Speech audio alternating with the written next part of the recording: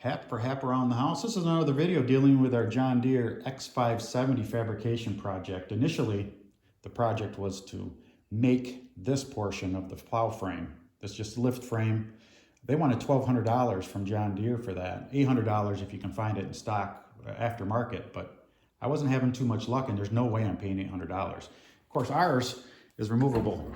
That portion comes out. So you can check your engine bay if there's something going on while you're plowing and you want to get in there. You don't have to take this thing off, trust me. February, you don't want to be laying on your back taking them bolts out. So those are the videos. They'll be popping up from time to time. You can check them out if you want. In this video, we're going to be talking about shortening this ATV plow frame that I snagged. We ended up cutting that much out of it, and it was a pretty fun fab.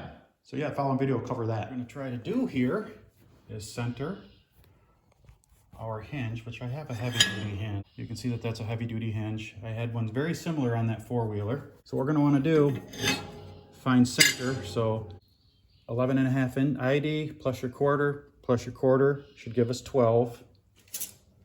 Just see, and it does. So we're going to want 6 inches like that. And we're going to want to give ourselves a mark like that. And then we're going to want to measure this.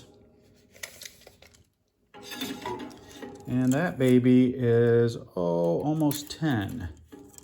Let's see, how much are we exactly here? We're 9 3/4. Beautiful. So we'll get center on that, like that.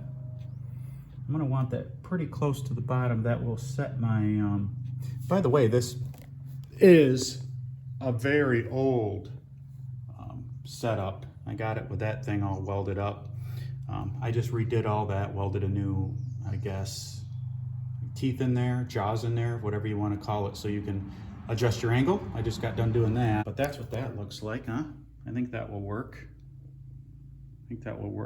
Let's take a step back and see. It just seems like that sticks out too far to me. Well, we can always make that determination later. I might cut maybe 6 or 8 inches out of that.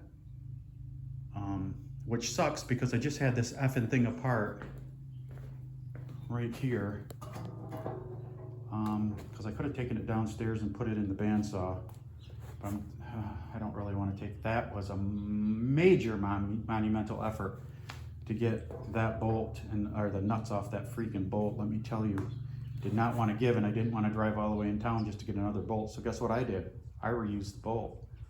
And it was a mother effort to put that the nuts on that too. So all in all, I'll probably be using the portaband on that if I decide to cut it. You know what? Now that I think about it, I can just take that pin out and then slide that and then just have this whole assembly out. That's what I'll do.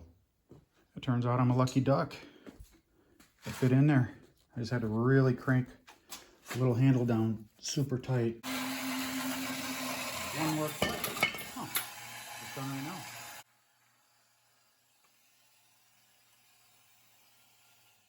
All right, here's how she's going to line up after a few choice words with this thing. But yeah, I think that's going to work out just fine. I like the way the plow angle is, which I can of course change. It's all adjustable. I've got to weld the rod back on so it won't hit the front of the tractor here.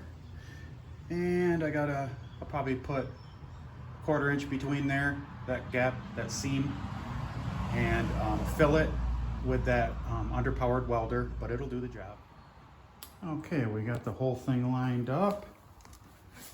Nobody moved, and we separate it. We've got the hydraulics not disconnected, but disengaged.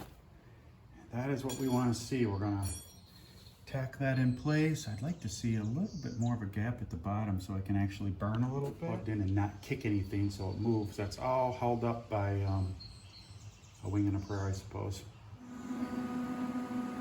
Okay, we've got her all cleaned up a little bit. Also had to push this end back in. I was not getting very much CO2. So in theory that helped correct it. I was getting very porous weld. So I'm going to try to jump that gap, see what it looks like. Okay, she burned in pretty good. Not too bad. A little bit of a gap always helps when you have the thicker steel. I don't think we're gonna have a problem with that. Welded outside, inside, everything's good.